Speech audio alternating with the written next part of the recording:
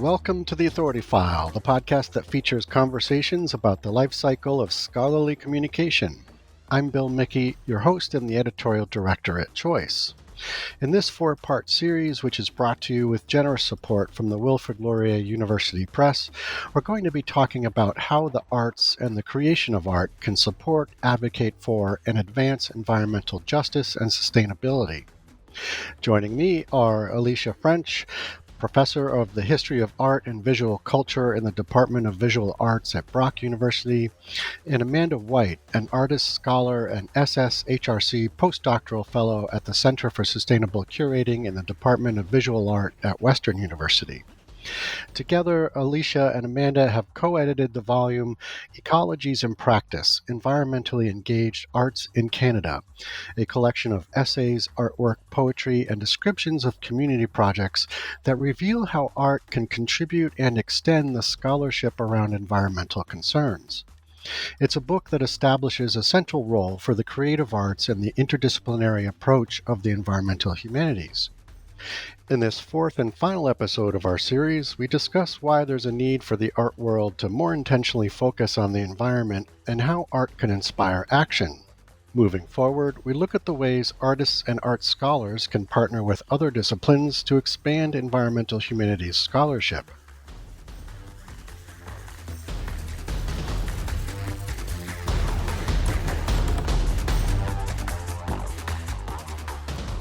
Okay, so looking ahead a bit, why generally do you think there's a lack of conversation about the environment in the art world?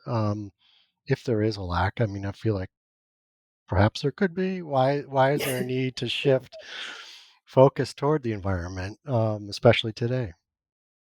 I think it's a nice question because often it's, as a historian, as a researcher, I'm so sort of isolated and in my research, and I'm like, oh no, there's so much environment talk in the art world. That I don't think there's a lack of environment taking place in the art world. I think the socially and environmentally engaged art practices are increasingly active and increasingly powerful and relevant since Mhm. mid 20th century. But then I'm like, oh, but I'm so in that world. So of course I sort of can recognize or see that in interesting ways.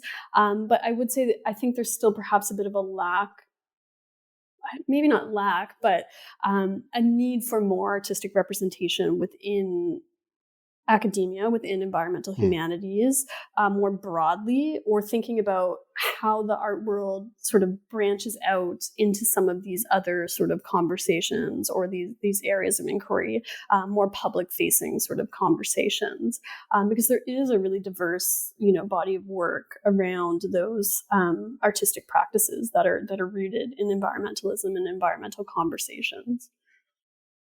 And I'll just add that I think there's not necessarily a lack of environmental conversations in art, although it is becoming increasingly central, where Mhm. it tended to be more peripheral for a long time, and now it's very central because it's central to everybody in every field, right? Yeah. And I think the arts are just part of that movement along with everyone else. But I think what we and what Alicia is speaking to as well is the importance of everybody moving out of their silos, including the art world, to work together. And so I think that is what we're kind of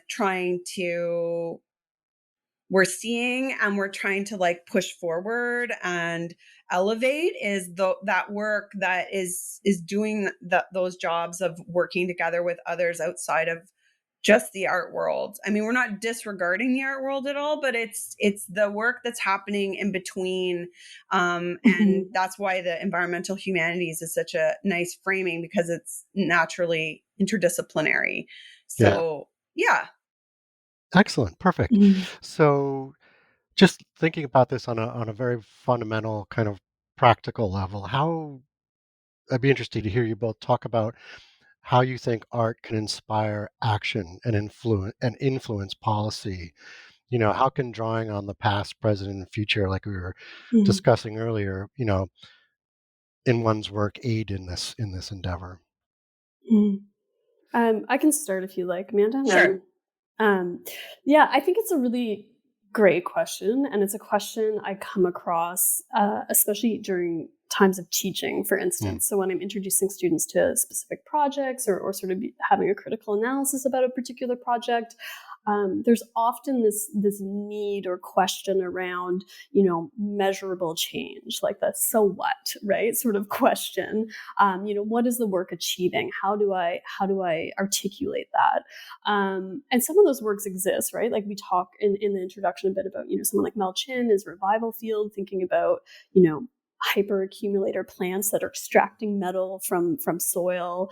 So there is, measurable change type projects taking place, but we were also interested, in opening space, I think, around different understandings of what action is, what action looks like, how that feels. So thinking about, building community, in terms of teaching, shifting pedagogy and how we approach, talking about these projects, whether that's temporal, whether that's permanent.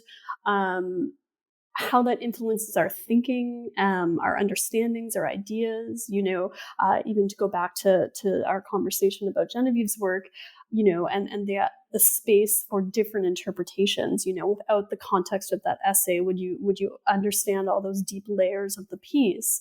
But we could also sort of ask about, the impact of those images and the lasting impression of those images, how that changes your thinking, even for the beautiful cover of the book, that lichen, how do you come to know lichen? If it poses these types of questions, it's changing how you're engaging in your community, and that's action, right? So it's this really sort of conceptual at times, but underlying sort of cultural, social, environmental impact that's reimagining, action in different ways that can in turn, influence policy at a very sort of, infrastructural level, right? Hmm. Excellent. Can I just add something to that? Of course. Yeah. So, yeah, I think I've come across this question a lot, around like, how does art influence policy? Because it's so important for us to feel like we're making change. And art is this kind of funny, slippery thing, that kind of, when we think about influencing policy, we think about like, having the ear of a politician who's going to write a bill. And I don't think anybody who's in that position is like, I saw this contemporary artwork and it, now I'm going to write this law, like, so, but at the same time, when people, like, when you put these ideas out in the world and they kind of create this cultural shift through many people being influenced, and that will influence how they influence their Mhm. politicians and Mm. their sort of communities. So Mhm. it's this sort of like slower burn of changing Mhm. culture, really. Like that's what we're aiming Mhm. for. So it's really hard to measure, but it's Mhm. there, and it Yeah. and it functions in that way, and it functions like on a more visceral feeling kind of way that you can't Mhm. really, I don't know, Mhm. necessarily write about or think about in Mhm. that practical level. But Yeah. yeah. That's Yeah. really, I just, it's like an exciting question. But also thinking about, that idea of policy, and absolutely policy needs to change, that needs to be taking place. But thinking about how slow those processes are and how rapidly environmental change is taking place. So thinking about how then motivation and influence, or how significant those sites are, what knowing how slow sort of policy change actually is, right? So thinking about how, even that shift of thinking or building of a community, the power of that, and the motivation and influence that would have. Yeah. And it just occurred to me, like, outside of perhaps the environmental world, art has certainly impacted policy in ways perhaps that we don't want, but there is sort of this, impact that art can have, sort of in an iconic way, where, in some form it does shift sort of social thinking, from different corners of our society, our culture, I guess. But that's true. It's not always a positive influence, depending right. depending on your perspective, right? But Yes. historically, there's definitely been some.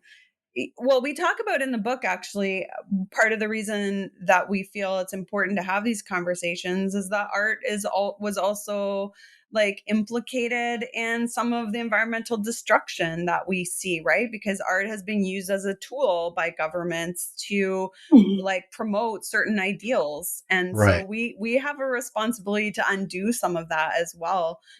So it's powerful, but it does, the power can be used for good or not, Yeah. Yeah. True. Okay, so moving forward, what are some of the ways that artists and art scholars can partner with other disciplines? If we're because we've talked about a lot of the interdisciplinary aspects of this, but what are if we're thinking sort of like on the ground, tactical kind of approaches, what are ways artists and scholars can partner with other disciplines to expand the scholarship, around environmental humanities? I can start this one if that's okay, Alicia. So I Sure. think that was one of the purposes of the book in general, is to provide some sort of case studies, really. Like there's a lot of examples in the book of artists working with scientists or community groups, different kind of interdisciplinary collaborations that are happening at different, like sometimes they're collaborations, sometimes they're partnerships, like different ways of working together. And so that the book kind of gives a nice like overview of some case studies of that, which is really helpful for people starting out who are thinking about like, how can I start to engage with my work? And then also, people and so that for artists or art students, art scholars, people working in the arts who want to do that, that's great for that. But also for people who are working in other disciplines who want to work with artists, like there's a lot of interest, especially because of the ability of the arts to sort of mobilize knowledge and to share. But oftentimes people don't really know what the artist's role would be or how to engage with artists or what artists can do. And I think that is also really relevant in the book, is showing all the ways that artists can engage with publics, can share knowledge, can participate in the research process, not just sharing, not just like visualizing data, but actually helping to create new ideas, new knowledge together with others. So that's, I think, one way to sort of think about how to start those collaborations. And Alicia, did you want to add anything to that? I don't know. Yeah, no, I think that's great, and absolutely thinking about some of the tools that are offered in the text, and this idea of an invitation that we talked about a bit with Camille's work, but it's an invitation to think critically, to do some of this work as well, whether that be individually, whether that be within your field of inquiry, whether that be with your community, right? How do we interrupt? How do we witness? And what points are we, replacing, reflecting? But reaching out and being involved, right, and being more aware of what's going on within your community, and thinking about your own practices and scholarship or storytelling or artistic practice, and how that can support other sort of modes of inquiry. And I think a significant portion of the book hopefully also underscores artistic practices as scholarship, as mode of inquiry, as these significant sites that can offer support and can offer original and unique alternatives to what's taking place currently. Mm-hmm. Excellent. Okay, well, that's all the time we have. Alicia and Amanda, thank you so much for joining us on the program. Thanks so much for having us. Thank you.